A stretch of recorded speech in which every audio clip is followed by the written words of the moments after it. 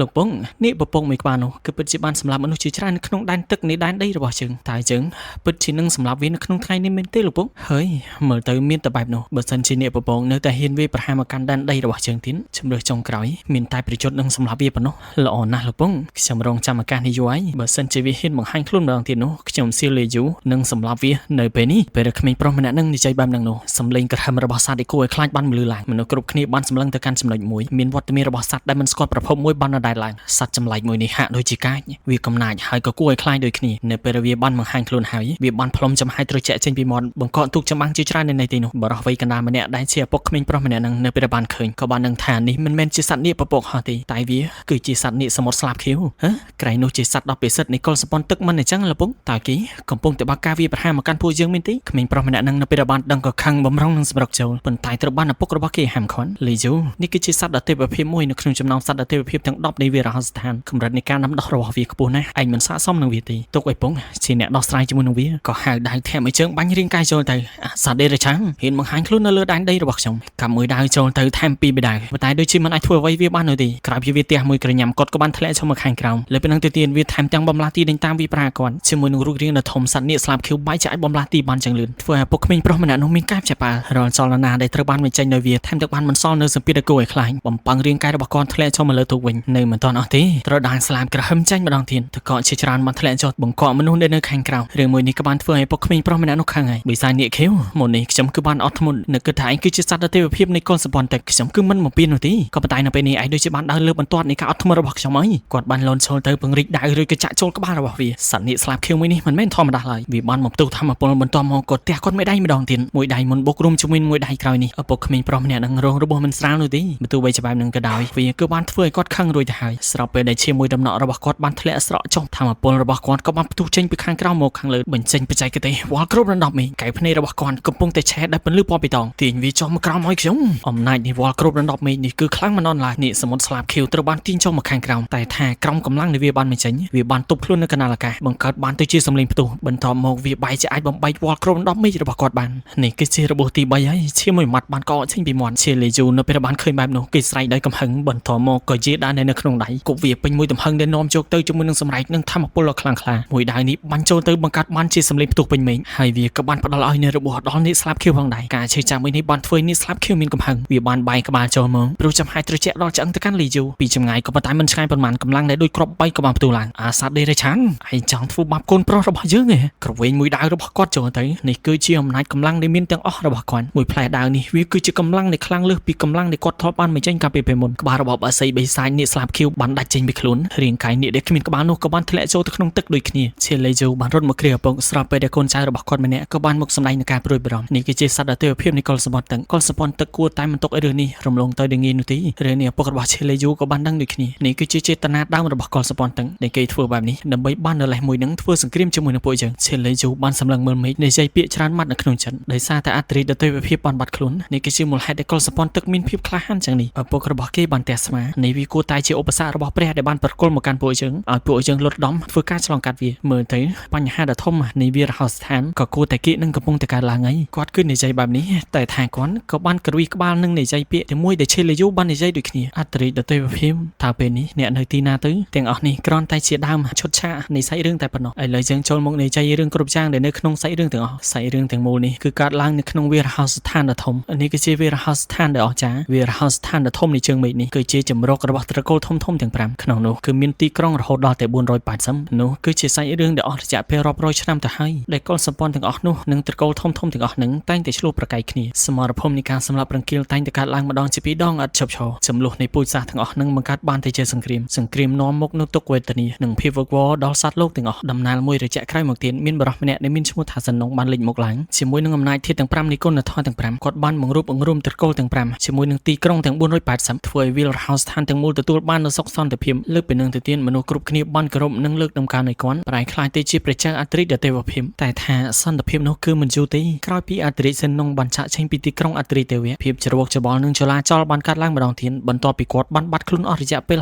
50ឆ្នាំបន្ទាប់ពី100ឆ្នាំក្រោយមកទៀតដំណឹងរបស់គាត់ក៏នៅតែមិនទាន់បានរកឃើញកន្លែងស្នាក់នៅដ៏ពិតប្រាកដរបស់គាត់ក៏មិនមានអ្នកណាគេបានដឹងឥឡូវនេះវារហស្ថានទាំងមូលប្រៀបដូចជានាគដែលគ្មានក្បាលមិនអាចកំណត់គោលដៅនៃការរស់នៅបានភាពច្រវកច្បល់បានកាត់ឡើងម្ដងទៀតនេះ គឺជាការតឡើងនៃសាច់រឿងបន្តមកយើងគឺចូលទៅកាន់សាច់រឿងភាគ1ដែលពេញលេញសាច់រឿងនៃភាគទី1នេះចាប់ផ្ដើមឡើងនៅកំពូលភ្នំដ៏ស្រស់ស្អាតមួយមានបរិសុទ្ធចំណាស់ម្នាក់កំពុងតែដកដង្ហើមធំគាត់បានសម្លឹងមើលទៅកាន់ដើមឈើដែលនៅលើក្បាលវាគឺជាដើមឈើអាកានីយ៉ាដែលគាត់បាននិយាយថាឆ្នាំនេះវាគឺពិតជារីកយ៉ាងរស់រវើកនិងមានភាពភ្លឺស្វាងជាពិសេសគាត់និយាយស្របពេលដែលគាត់កំពុងតែក្អកខ្លាំងអង្គុយចុះចាប់ជីបចោសម្រួលកម្លាំងធានបង្ហូរនៅធម្មពលធាតុទាំង5ចូលទៅក្នុងខ្លួនហើយអស់រយៈពេលជាង200ឆ្នាំហើយដែលខ្ញុំមិនបានមកទីនេះមើលទៅនេះគួរតែអាចចាត់ទុកបានថាវាគឺជាវាសនាមួយដែរកុំដេញតាមខ្ញុំឈប់ដេញតាមខ្ញុំទៅខ្ញុំបានប្រាប់ហើយថាខ្ញុំគ្រាន់តែឆ្លងកាត់ប៉ុណ្ណោះនេះជាសម្លេងក្មេងប្រុសម្នាក់កំពុងតែស្រែកដោយសារតែគេត្រូវបានសត្វចម្លែក3ក្បាលដេញតាមវាប្រហារលើបឿននៃការរត់របស់ក្មេងប្រុសម្នាក់នោះមិនអន់ទេលឿនគួរសមគ្រាន់តែថាគេជើង2មិនដេញនឹងអាចធៀបជាមួយនឹងសត្វជើង4កើតទៅនៅពេលនេះក៏ត្រូវបានវាលោតទន្ទ្រាំនឹងតាមខំជាច្រើនដងក្មេងប្រុសម្នាក់នឹងគេចបណ្ដាស្រែកបដិសេធបណ្ដាថាគេមិនបានឈ្លានពានចូលទៅកាន់ដែនដីរបស់ពួកវានោះទេកុំយល់ច្រឡំអីគេគ្រាន់តែឆ្លងកាត់ប៉ុណ្្នឹងឯងខាងក្រោយជាផ្លូវស្លាប់ខាងមុខជាផ្លូវរស់គ្រាន់តែថាខាងមុខគឺមានជារស់ក្មេងប្រុសម្នាក់នឹងនៅក្នុងកលៈដេសាចុងក្រោយគេមិនបានគិតច្រើនទេដែលលោតទម្លាក់ចុះទៅខាងក្រោមតែម្ដងលោតហើយក៏មិនភ្លេចស្រែកស្ដាយក្រោយពីព្រមមនកន្ទុយវិញ្ញាណដែលគេទើបតែចាប់បានត្រៀមបំរុងសម្រាប់ទុកធ្វើម្ហូបល្ងាចនេះបានហើយចេញបាត់ទៅហើយតង់ពីវល់មួយទៅវល់មួយមើលទៅក្មេងប្រុសម្នាក់នឹងហាក់ដូចជាជំនាញជាខ្លាំងសត្វបិសាចទាំង3នេះដូចជាមានប្រាជ្ញាខាងវិញ្ញាណវាហាក់ដូចជាអាចបែងចែកដឹងនៅគ្រោះថ្នាក់អាមកក្បាលមុខដំបងក៏ឈុំខណៈពេលអាទី2និងអាទី3បានមកមុខសរុបទៅធ្លាក់ចុះទៅខាងក្រោមទាំង3ព្រមគ្នារឿងមួយនេះបានធ្វើឲ្យក្មេងប្រុសដែលកំពុងតែតាំងវល់នៅខាងលើសើចយ៉ាងសប្បាយចិត្តនិយាយឌឺដងទៅកាន់ពួកវាទាំង3ឃើញអីខ្ញុំក៏បានប្រាប់ហើយពួកឯងមិនអាចធ្វើអ្វីលោកម្ចាស់ម្នាក់នេះបានទេតើអ្នកណាទៅដឹងទៅថាសត្វចម្លែកទាំងអស់នោះក៏ពិតជាមានសមត្ថភាពបែបនេះវាបែរជាអាចហែលនៅក្នុងទឹកជាមួយនឹងល្បឿនដ៏លឿនស្ទុះឡើងមកលើអាកាសបំបុកវល់ដែលនៅក្នុងដៃក្មេងប្រុសម្នាក់នឹងទម្លាក់គេចុះទៅក្នុងទឹកដូចគ្នានៅខាងក្នុងទឹកល្បឿនរបស់វាគឺកាន់តែលឿនស្របពេលដែលក្មេងប្រុសម្នាក់នឹងបែរជាមិនអាចធ្វើចលនាបានត្រូវបានសត្វចម្លែកទាំងអស់នោះបំបុកគេបំប៉ាំងឡើងមកលើច្រាំងវិញធ្វើឲ្យគេសឹងតែបែកគូតបាក់កអាយ៉យគឺពិតជាឈឺខ្លាំងណាស់ថ្ងៃក្រោយខ្ញុំសន្យាថានឹងលែងហ៊ានទៅកាន់ទឹកដីដែលត្រូវបានគ្រប់គ្រងនៃពួកឯងទៀតហើយរអ៊ូបែបនោះរួញគេសឹងតែសន្លប់កាំមុងមើលតូចតើអ្នកមិនអីទេមែននេះឮសំឡេងនោះក្មេងប្រុសម្នាក់នឹងក៏ប្រញាប់ក្រោកឡើងសម្លឹងមើលគេក៏បានបន្តរអ៊ូថាក៏ពិតជាឈឺខ្លាំងណាស់ជើងរបស់ខ្ញុំចង្កេះរបស់ខ្ញុំសឹងតែបាក់ទៅហើយញញឹមមិនទិញបរោះចំណាស់ដ៏ស្រស់សង្ហាដែលយើងបានឃើញកាលពីពេលមុនបានបញ្ជូនធម្មពលមិនទិញចូលទៅក្នុងខ្លួនក្មេងប្រុសម្នាក់នោះដែលធ្វើឲ្យរបួសដែលមាននៅលើខ្លួនរបស់គេទាំងអស់បានជាសះស្បើយក្នុងរយៈពេលមួយប្រព្រឹត្តភ្នែកសប្បាយចិត្តណាស់ក្រោកឈរដាក់ដៃធ្វើការគ្រប់អរគុណអមតៈក៏ដកនឹងហាមធំហើយក៏រអ៊ូហើយខ្ញុំគឺឈ្មោះសិនណុងហើយខ្ញុំក៏មិនមែនជាមនុស្សអមតៈដែរអូបើលោកម្ចាស់មិនមែនជាអមតៈជនទេអញ្ចឹងមានតែជាគ្រូពេទ្យទេវតាហើយគាត់ក៏សើចមិនតូចតែឯងឈ្មោះអ្វីទៅហើយផ្ទះរបស់ឯងនៅឯណាហើយឯងមកទីនេះធ្វើអ្វីដែរគេក៏បានដើរចូលទៅអង្គុយពេនភ្នែកនៅឈ្មោះមកគាត់ឬក៏តបបានខ្ញុំគឺឈ្មោះធូបអីជេខ្ញុំធំឡើងដោយសេរីភាពហើយភ្នំណានជីគឺជាផ្ទះរបស់ខ្ញុំវារហស្ថានីយ៍ទាំងមូលគឺជាកន្លែងដែលខ្ញុំត្រូវទៅអូហូចេញពីផ្ទះទាំងវ័យក្មេងស្វែងរកក្តីសម័យធ្វើអ្វីដែលខ្លួនឯងចង់បានពិតជាគួរឲ្យចាប់អារម្មណ៍ធូបអីជេក៏សើចត្រូវហើយពីព្រោះថាអនាគតខ្ញុំចង់ក្លាយទៅជាអាណាព្យាបាលម្នាក់នៅក្នុងវារហស្ថានមួយនេះអូអ្នកចង់ប្រាប់ខ្ញុំថាអ្នកចង់ក្លាយទៅជាអាណាព្យាបាលម្នាក់រក្សាវារហស្ថាននេះមែនទេបើអញ្ចឹងប្រាប់ខ្ញុំទៅមើលថាអ្នកនឹងធ្វើវាដោយរៀបណាទៅជាដំបូងខ្ញុំត្រូវខ្លាចទៅជាមនុស្សអស្ចារ្យដែលមានជំនាញអស្ចារ្យជាមនុស្សម្នាក់ដែលត្រូវបានគេទទួលស្គាល់និងគោរពពេញវារហស្ថានពាក្យសម្ដីទាំងអស់នេះរបស់គេបានធ្វើឲ្យគាត់សើចម្ដងទៀតធូបអីជេហុចដៃរបស់ឯងមើលគេឆ្ងល់ក៏ប៉ុន្តែគេនៅតែហុចដៃទៅនៅពេលដែលគាត់ស្ទង់ជីបចោបន្តិចភ្នែករបស់លោកម្ចាស់សិននងស្រាប់តែរីកឡើងចំហាយនិធិទាំង5នៃគុណធម៌ទាំង5នេះគឺពិតជាអភិនិហាមែនរាប់ពាន់ឆ្នាំមកហើយមិនងាយមានមនុស្សប្រភេទនេះបង្ហាញខ្លួននោះទេតើនេះគួរតែជាវាសនាឬនៅសុកខ្ញុំបែរជាអាចជួបមនុស្សបែបហ្នឹងនឹងងាយស្រួលបែបនេះហើ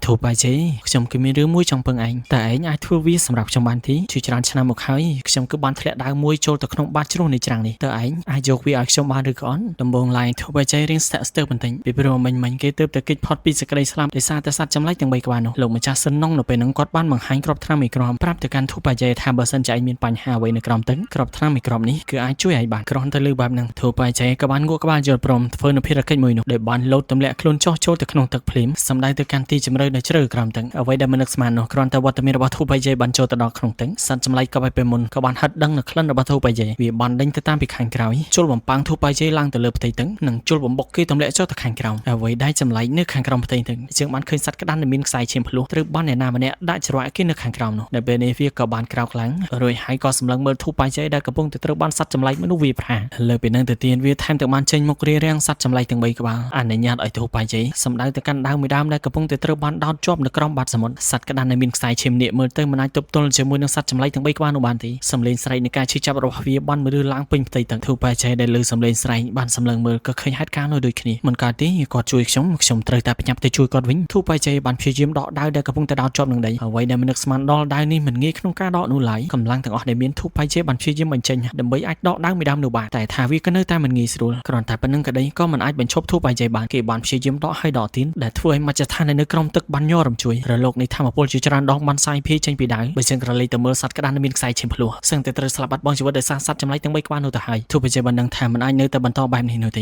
េគេក៏បានយកក្រុមថ្នាំដែលត្រូវបានប្រគល់ឲ្យដល់លោកម្ចាស់សិននងដាក់វាចូលទៅក្នុងមាត់ចំហាយកម្លាំងនៃធាតុទាំង5បានហូរចូលទៅក្នុងខ្លួនកម្លាំងរបស់ធូបបែចែមិនដឹងមានមកពីណាចាប់ដកដាវមួយនោះពេញមួយទំហឹងដែលធ្វើឲ្យតាំងពីក្បួនទី1រហូតដល់ក្បួនចុងក្រោយបានដាច់អំណាចដ៏មហិមានៃធាតុទាំង5បានផ្ទុះចេញពីផ្ទៃទឹកបំបុកឡើងទៅលើអាកាសបង្កើតទៅជាផ្ទៃមេឃនៃធាតុទាំង5ដ៏អស្ចារ្យបានទៅផលផ្ទៃមេឃកម្លាំងនៃធាតុទាំង5របស់ធូបបែចែលោកម្ចាស់សិននងក៏បានឃើញដែរមើលទៅការជ្រើសរើសរបស់ខ្ញុំក៏ពិតជាត្រឹមត្រូវហើយក្មេងប្រុសម្នាក់នេះគឺជាវាសនាដែលបានចារមកឲ្យជួបខ្ញុំបន្តនៅផ្លូវដែលខ្ញុំមិនទាន់បានដើររាងកាយពោពេញទៅដោយកម្លាំងធាតុអណ្ដែតនៅក្នុងទឹកធូបបែចែបានសម្លឹងមើលទៅកាន់សត្វចម្លែកទាំង3ក្បាលដែលកំពុងតែបំរុងនឹងធ្វើការវាយប្រហារបន្ថែមទៅកាន់ក្តាន់ខ្សែឈាមភ្លោះសត្វដេរឆានទាំង3ដល់ពេលដែលឯងត្រូវស្លាប់ហើយស្រែករួចដាវនៅក្នុងដៃរបស់ធូបបែចែស្រាប់តែរីធំគេគឺកាប់ទៅពេញមួយទំហឹងជាដំបងសសរឃុំខាំងក្តាន់ខ្សែឈាមនេះបានបែកហើយបំណែកនៃថ្មរបស់វាបានកិនសម្រាប់សត្វបិសាចទាំង3ក្បាលនោះបាត់ទៅហើយលើពីនឹងទៅទៀតថែមទាំងផ្ដល់ឱកាសឲ្យសត្វក្តាន់ខ្សែឈាមនេះអាចបំផ្លាញក្បួនឃុំខាំងនិងដោះលែងគាត់បានទៅទៀតរឿងដែលមិននឹកស្មានដល់នោះគឺស្រមោលដាវធំនៅក្នុងដៃធូបបែចែបានរួមតូចដាវដែលនៅក្នុងដៃរបស់គេទៀតសោតបានបែកជាពីរចំណែកធូបបែចែ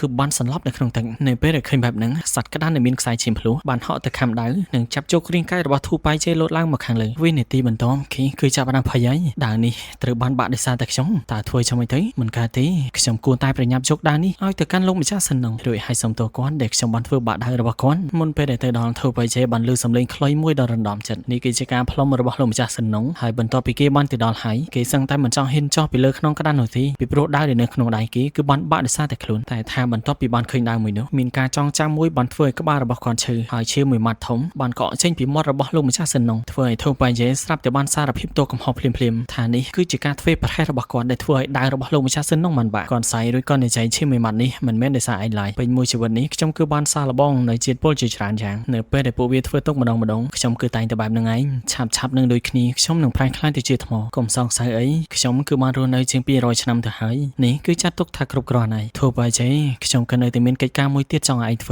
ើវាគឺពាក់ព័ន្ធជាមួយនឹងជីវិតមនុស្ស 5000 នាក់នៅទីក្រុងអត្រិទេវៈជាដំបូងគាត់បានដកនិមិត្តសញ្ញាត្រាមួយបន្ទាប់មកយកក្រណាត់បន្ទិញខំដៃបន្តឈាមសរសេរនៅបទបញ្ជាឈាមមួយសន្លឹកជូឡុងមានមហិច្ឆតានិងក្បត់ជាតិបើគាត់ដឹងដំណឹងថាខ្ញុំស្លាប់គាត់ប្រកាសជាបញ្ជានៅកលសម្បត្តិទឹកឲ្យវាប្រហារទីក្រុងអត្រិទេវៈជាមិនខានបែចែយកនិមិត្តសញ្ញាត្រាឈើជាមួយនឹងបទបញ្ជាឈាមរបស់ខ្ញុំនេះទៅកំពូលភ្នំយូពីងស្វែងរកអត្រិបេតងប្រាប់ឲ្យគាត់មកបញ្ឈប់សង្គ្រាមក្នុងរយៈពេល7ថ្ងៃក្រោយតែថាលោកម្ចាស់ហើយបានជាលោកម្ចាស់ទុកចិត្តឲ្យខ្ញុំធ្វើកិច្ចការដ៏សំខាន់បែបនេះអញ្ចឹងបែចែក្រែងជាឯងអ្នកនិយាយមិនអញ្ចឹងឬថាឯងចង់ខ្លាយទៅជាអាណាព្យាបាលម្នាក់នៃវារហោស្ថានដ៏ធំនេះក្នុងភ្នែករបស់ខ្ញុំឯងគឺបានខ្លាយទៅជាអាណាព្យាបាលនៃវារហោស្ថាននេះបាត់ទៅហើយដូច្នេះហើយកិច្ចការមួយនេះគួរតែមិនលើសពីសមត្ថភាពរបស់ឯងនោះទេធូបបែចែស្ដាប់សម្ដីខ្ញុំវាមិនសំខាន់នោះទេដែលថាឯងកើតមកដោយយ៉ាងម៉េចហើយធំធាត់ឡើងមកដោយយ៉ាងម៉េចដរាបណាដែលឯងមានចិត្តស្មោះសរជាមនុស្សដែលមានគុណធម៌ទាំង5ឯងនឹងខ្លាយទៅជាវីរបុរសដែលពិតប្រាកដរបស់វារហោស្ថាននេះហើយការងារមួយនេះមានគ្រោះថ្នាក់ខ្លាំងណាស់ខ្ញុំក៏មិនបង្ខំឯងដូចគ្នាធ្វើវាឬក៏អត់ឯងគឺអាចសម្រេចចិត្តដោយខ្លួនឯងបាននៅពេលដែលឃើញថាធូបបែចែបានទទួលយកនូវកិច្ចការដែលគាត់បានប្រគល់ឲ្យហើយលោកម្ចាស់សិននងបានដកយករមូរ3ផ្សេងទៀតប្រគល់ទៅឲ្យគេដោយនិយាយថានេះគឺជាកំណត់ត្រារបស់គាត់ដែលបានសរសេរអស់រយៈពេល200ឆ្នាំទៅហើយវាលនីតិរហោស្ថានបុរាណនេះក៏សុទ្ធសឹងតែត្រូវបានកត់ត្រានៅក្នុងរមូរទាំង3ដូចគ្នាក្នុងនោះមានភ្នំជាង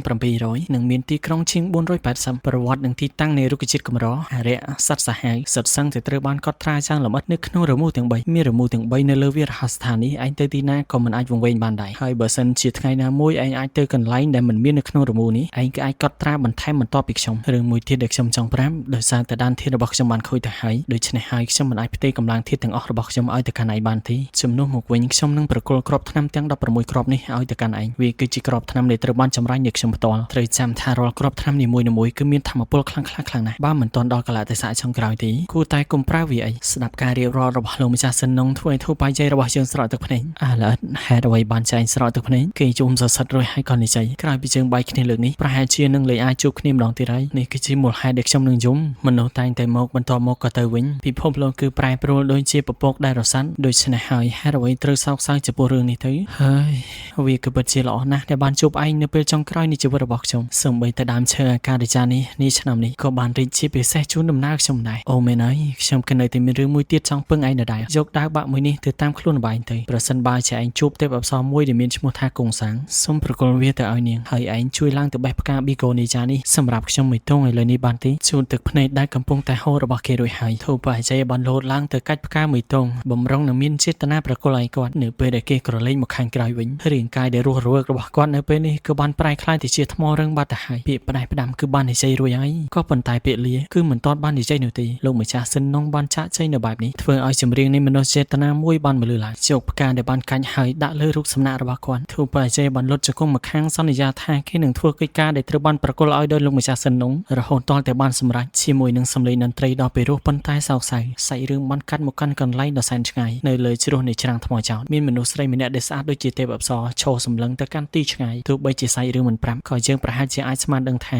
នាងគឺជាមនុស្សស្រីតែម្នាក់ដែលនៅក្នុងចិត្តរបស់លោកម្ចាស់សិននងសាច់រឿងបានកាត់មកកន្លែងមួយផ្សេងទៀតមានមនុស្សមួយក្រុមកំពុងតែដើរឡើងតាមកាំជណ្ដើរទៅខាងលើនៅពេលដែលទៅដល់ពួកគេបានលុតជង្គង់ធ្វើការគោរពទៅកាន់ទ្វារធំនៅខាងមុខក៏មានសម្លេងមួយផ្សេងទៀតដែរដែលបានបន្លឺចេញពីខាងក្នុងនៃទ្វារធំតើពួកឯងនៅតែមិនទាន់អាចរកឃើញដានរបស់បរិសចំណាស់សិននងនោះទៀតមែនទេអ្វីដែលពួកគេឆ្លើយនោះគឺពួកជើងគឺរកមិនឃើញទេសូមលោកម្ចាស់ដាក់ទោសពួកជើងតាមការគូផងចុះសម្លេងមួយនឹងបានក្រហមបន្តិចប៉ុន្តែសម្លេងនោះមិនបានដាក់បន្ទុកទៅកាន់ពួកគេឡើយចាប់តាំងពីពួកឯងព្យាយាមអស់សមត្ថភាពហើយនៅតែមិនអាចរកឃើញវាគឺមានន័យថាមិនមានសិននងនៅលើពិភពលោកនេះទៀតឡើយអញ្ចឹងហើយទីក្រុងអត្រិទេវៈនាពេលបច្ចុប្បន្នមិនមានម្ចាស់ទៀតនោះទេវាគួរតែមានន័យថាគួរតែជារបស់យើងនាពេលឆាប់ៗនេះត្រូវហើយចាប់តាំងពីអត្រិទេវភាពសិននងបានបាត់ខ្លួនទីក្រុងអត្រិទេវៈប្រកាសជាត្រូវធ្លាក់ចូលទៅក្នុងកណ្ដាប់ដៃរបស់អត្រិបៃតងពួកឯងបញ្ជូនមនុស្សឲ្យទៅស៊ើបអង្កេតអត្រិបៃតងទៅមើលថាគាត់នៅទីណាពិតប្រាកដហើយថាតើគាត់នឹងលូកដៃនៅក្នុងរឿងរបស់ទីក្រុងអត្រិទេវៈដែរទេនៅពេលដែលពួកគេនិយាយគ្នាចំសាច់រឿងបានកាត់មកកាន់កំពូលភ្នំយូពីងគឺជាកន្លែងអ្នកអត្រិបៃតងស្ថិតនៅកាលពីអតីតកាលនៅទីនោះយើងក៏បានឃើញទេពអប្សរដ៏ស្រស់ស្អាតម្នាក់គ្រាន់តែយើងមិនទាន់ដឹងថាគាត់គឺជាអត្រិបៃតងឬក៏ជាអ្នកណាពិតប្រាកដនោះទេ